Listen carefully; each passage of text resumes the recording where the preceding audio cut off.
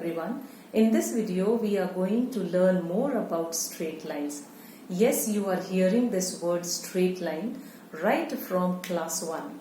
But if we want to define straight line, then we can say it is a curve such that every point on the line segment joining two points lies on it. Children, did you know that we can calculate the angle made between a line and the positive x-axis by using trigonometrically tangent of that angle? Here by positive x-axis or y-axis means the line moves in anti-clockwise direction. Let's see it diagrammatically. Children, if we have a Cartesian plane and say if I have a line like this which is passing through origin, and if I want to find out this theta, then just now I have said that if we take tangent of this angle, then it gives me the slope. So here this tangent theta is defined as the slope or gradient of the given line which makes angle theta with the positive x-axis. Positive, why positive? Because this line, this is your initial line, this is your 0 degrees, and when it is moving in anti-clockwise direction, then it gives us a positive x-axis or y-axis direction. If any line makes positive angle, that means here this is your 90 and it is moving like this in anti-clockwise direction. That's why we are taking it as theta. Now if it is anti-clockwise, if it is in clockwise direction, then we can always take it as negative theta. So this tangent theta is actually defined as the slope or the gradient of this line. This line means which is passing through origin, which can also be written as n. Let's suppose I have a point over here P, x, y. Now if I want to find out tangent theta, then you know from class 10 concepts that tangent theta is perpendicular upon base. So let's say this is point B, put a perpendicular over here. Now just opposite to 90 degrees hypotenuse and opposite to theta it will be your perpendicular, and this will be your base. So what is your perpendicular here? That means the distance. What is your this distance? This distance is your y distance. This is your y distance. So I can say my perpendicular is y, and what is your base? That means from here to here, the length, the distance from origin is x. So this is y by x, or simply I can say that slope is defined as tangent theta, and it can be written as coordinate of y upon coordinate of x. So this is the first and foremost formula when we are studying straight lines for class 11. Now children, if say I define 2 points over here, say this is one point P which is x1, y1, and say this is Q, x2, y2. Now if you want to find out the slope of the given line, then as I have told you, tangent theta is y by x, that means coordinate of y. But here I am getting 2 points, so the coordinate of y here will be y2 minus y1 upon x2 minus x1. So this will be the slope of the line when you are given with 2 coordinates, and this is the slope of the line when you are given with just 1 point. Moving in this direction, let's now discuss the conditions of 2 lines. You know, if we are given with 2 lines, then these conditions can be followed. That means 2 lines can be intersecting lines, 2 lines can be parallel lines, and 2 lines can be perpendicular lines. Now children, when your lines are intersecting, you can always find out this theta at which angle these 2 lines are intersecting. So let's take them in Cartesian plane. Let's say this is your alpha, this is your beta, and if this is theta, then this will also be theta. Now children, you know by exterior angle sum property by exterior angle sum property,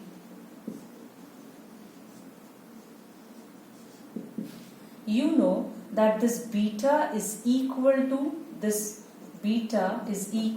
alpha plus theta, or I can say theta equal to, because ultimately I want to find out theta. So this theta is equal to beta minus alpha. If I take 10 on both the sides, then it will be 10 theta equal to 10 beta minus alpha. This is the angle over here. Now children, from trigonometry, you have learnt that if we are given with 10a minus b, then you can have the formula as 10a minus 10b whole upon 1 plus 10a into 10b. So let's open this. This is your 10 theta equal to 10 beta minus 10 alpha whole upon 1 plus 10 beta into 10 alpha. Now what is this 10 beta and 10 alpha?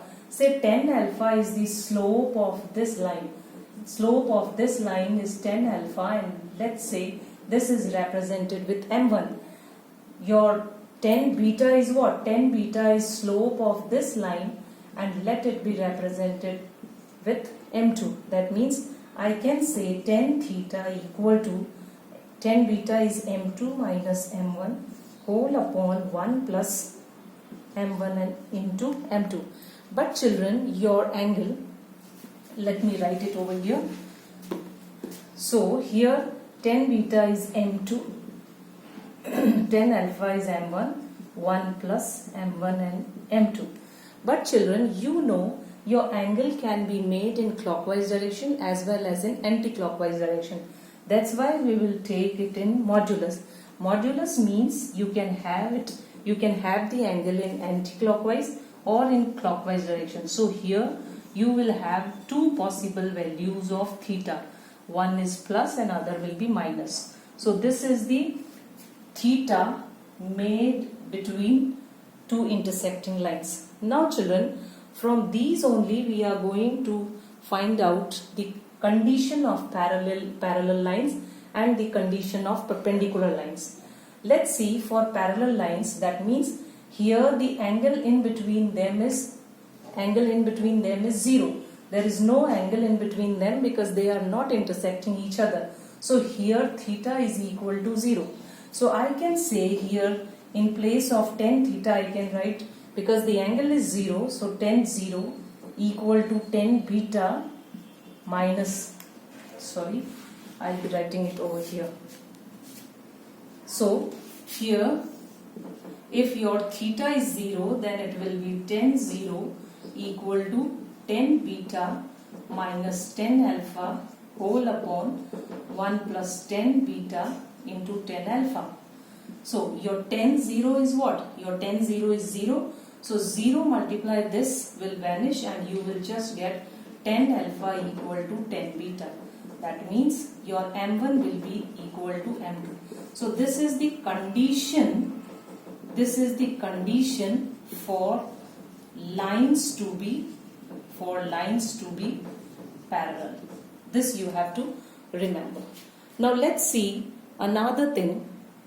Let's prove the condition for perpendicular lines. Children, we have this formula which we have reduced, which we have calculated when the lines are intersecting. That means this is the angle made by these two lines. Okay.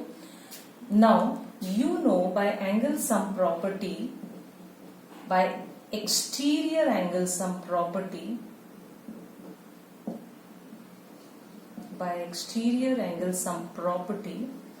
that your beta is equal to alpha plus theta. Children, when this line makes an angle of 90 degree with the other line, that means when this theta becomes equal to 90 degree, that means when we are moving this line up till where? Up till when this theta takes the value 90 degree. That means when your theta takes 90, then we get it like this, or I can simply reframe it 90 plus alpha. Now taking 10 on both the sides, here I will be getting 10 beta equal to 10 90 plus alpha. Now children, you see 10 90 plus alpha, this is 10 beta over here. This 90 will convert this 10 into cot, and 90 plus alpha, 90 is here, plus alpha means I am adding some angle to it, so it is moving in second quadrant. And you know that in second quadrant only sine and cosec are positive, rest all are negative. So here 10 90 plus alpha will give me minus cot alpha. This is the rule of 90 degree, that it will change the trigonometric ratio, and then we have to put the sign according to the quadrant. So in second quadrant 90 plus alpha means second quadrant, and in second quadrant tangent is negative, that's why I have put minus sign over here.